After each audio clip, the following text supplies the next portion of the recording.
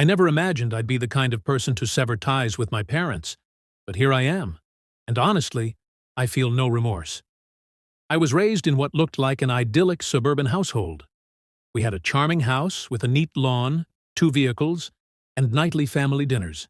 But beneath that glossy surface, there were deep, ugly fractures that only grew as I aged. My parents, let's call them Susan and Robert, always played favorites with their affection. My brother Ethan was their golden child, untouchable even when he was crashing cars, ditching school, or getting caught stealing from a shop at 16. Meanwhile, I was expected to be flawless. Perfect grades, tidy room, polite, helpful, always compliant. Yet, no matter how hard I tried, I was never enough. I recall one holiday when I was 11. I poured my heart into crafting a personalized photo album for them, filled with pictures, sketches, and cherished moments. Ethan tossed them a chipped vase he grabbed from a discount store at the last second. Guess whose gift was celebrated as heartfelt? This dynamic persisted into my adult years. Ethan barely scraped into a lackluster college after failing out of his top pick, and they threw him an extravagant bash. When I earned a full scholarship to a prestigious university, they offered a curt nod and warned me not to boast. Still, I clung to hope. I kept believing that if I just pushed a bit harder, they'd truly see me. Fast forward to my adult life.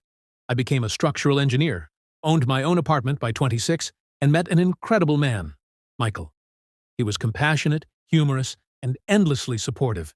Everything I could have dreamed of. We dated for 4 years before getting engaged. When I shared the news with my parents, their reaction was lukewarm at best. My mom barely acknowledged it.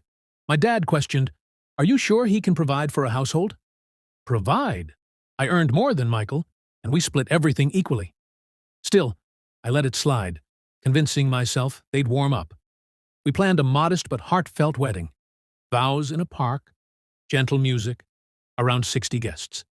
I sent my parents the invitation 8 months in advance and called them regularly with updates. I even offered to cover their travel and lodging since they lived 3 states away. Their responses were always vague.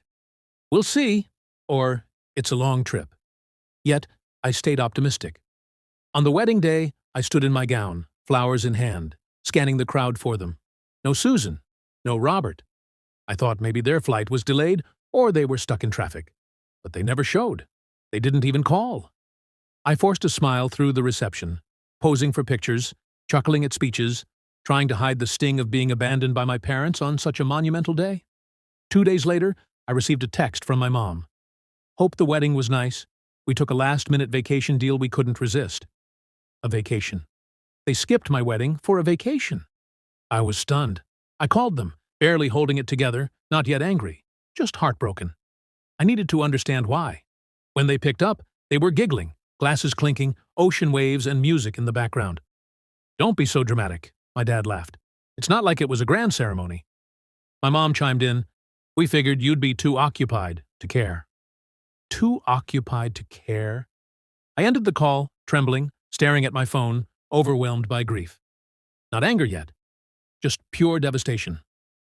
Michael was my rock. He held me, listened, and reminded me that my value didn't hinge on people who couldn't see it. Over the next few months, I began to let go. I stopped reaching out, sending cards or texting for birthdays. Complete silence. They didn't seem to notice, at least not at first. 3 years later, Michael and I welcomed our first child, Emma. Motherhood transformed me. This little girl looked at me like I was her entire world, and I swore she'd never feel the neglect I endured. She'd grow up knowing she was cherished, valued, seen. We didn't tell my parents about her birth. 4 months later, my mom left a voicemail. A family friend had mentioned the baby. Her tone was tense, like she was trying to mask her hurt. "Call me back," she said. "We want to meet our granddaughter." I didn't call back. Things escalated last year. My dad had a heart attack. It was severe, leaving him with limited mobility on his left side and requiring extensive therapy. My mom was struggling to care for him, and Ethan, predictably, was absent. That's when the calls began. First from my mom, then my dad, then my cousin. "Can you come help for a bit? Just a few weeks. You're the dependable one." I ignored them. Then came a message from my mom that pushed me too far. I know you're still upset about the wedding, but family forgives. We need you now. I called her. She answered instantly, saying, I knew you'd come around. I paused, then said, Remember when I asked why you skipped my wedding? And you laughed at me? Silence. I went on, Well, I laughed when I read your message. She started to argue. I hung up, blocked her number, my dad's and Ethan's, who had just texted, Stop being so petty. They're old. I wasn't petty. I was finished. It's been nearly a year since then. Michael and I are expecting our third child. Emma is flourishing. Our home is filled with warmth, laughter, bedtime stories, and love, the kind I never knew growing up. I've learned that family isn't about blood. It's about who shows up, who loves you without conditions, who makes you feel you matter. When people repeatedly show they don't care, believe them. Cutting off my parents was painful, but it was liberating. Now, when I laugh, it's from joy, not hurt. And I've made a promise. My children will never have to beg for love the way I did.